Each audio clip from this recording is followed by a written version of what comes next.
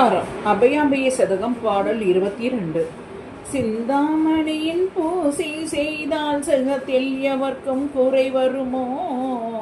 செல்வமுடனே கல்வி அருள் திரளாய் விளையும் என்பவெல்லாம் முன்றானான போதிலேயே முதல்வி ஒன்றன் அருளுலகில் மூழ்கி கணமாய் வினை உருளும் முறிய படர்ந்து மறைந்தது போல் இந்த எனவே நீ கொடுத்த இயல்பை அல்லால் மானிடரோடு இயற்கை சேர்க்கை அவர் உரைத்ததாகினும் உண்டோ உரையாய் மைந்தா எனவே அமுதளித்த வகையை நீயும் மறந்தாயோ?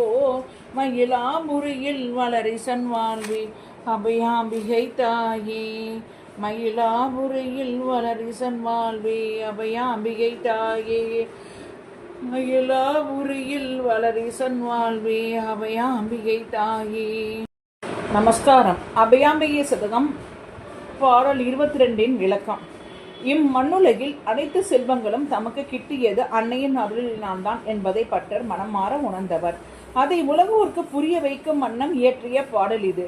மனிதர்கள் தங்களுடைய மதி மயக்கத்தினால் தாங்கள் பெற்ற பொருட்கள் எல்லாம் தங்கள் முயற்சியினால் வந்தது என்று எண்ணுவர். இந்த எண்ணம் அறவே அழிந்திட அமைந்த அருமையான பாடல் இது.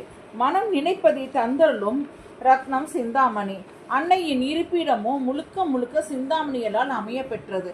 அன்னையை சிந்தாமணி கிருகதஸ்தா என்று ஸ்ரீ லலிதா சகஸ்ரநாமம் சொல்லுகிறது. சிந்தாமணி மந்திரம் என்பது அன்னையின் மூல மந்திரம். இந்த மந்திரத்தினால் பூஜை செய்பவருக்கு ஏதேனும் குறை வருமோ என்று கேள்வியாக கேட்கிறார் ஆசிரியர். அதாவது சகல சௌபாகியங்களையும் பெறுவர்.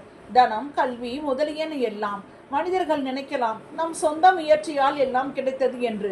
அது தவறு. எல்லாமே அன்னையின் அருளியது என்ற எண்ணம் வர வேண்டும். அவள் இன்றி அணுவும் அசையாது என்று உணர வேண்டும். அன்னை எல்லோருக்கும் முதல்வியானவள். அவள் அருளை பெற்றதினால் வினை என்னும் இருள் பறந்து ஓடியது போல அடியார்களுக்கு மனிதர்கள் ஏதாகிலும் செல்வம், வளம், பெருவாழ்வு கொடுத்தார்கள் என்பது உண்டோ? இல்லையே. அதாவது அன்னையின் அருளால் தான் நாம் இவ்வுலகில் எல்லாம் பெறுகிறோம், பின்னர் மறுமையில் மோட்சத்தையும் அடைகிறோம் என்ற கருத்தை ஆணித்தரமாக உரைக்கிறார். பாட்டின் முடிவில் குழந்தை கூறுவது போல், தாயில்லா பிள்ளையான அடியேன் பசியால் அம்மா என்று குழந்தை பருவத்தில் அழுத போது மகனே என்று ஓடோடி வந்து நீ அமுது அளித்ததை மறந்தாயோ என்று அன்னையிடம் கேட்கிறார். அதாவது நீ மறந்தாலும் நான் மறக்க மாட்டேன் என்று சொல்லாமல் சொல்லுகிறார் அபிராமி பட்டரும். உன்னை யான் மறவாமல் என்று ஏத்துவனே. 25வது பாடல். மதுக்கும் தமையல் செய்யணும் யான் உன்னை வாழ்த்துவேனே.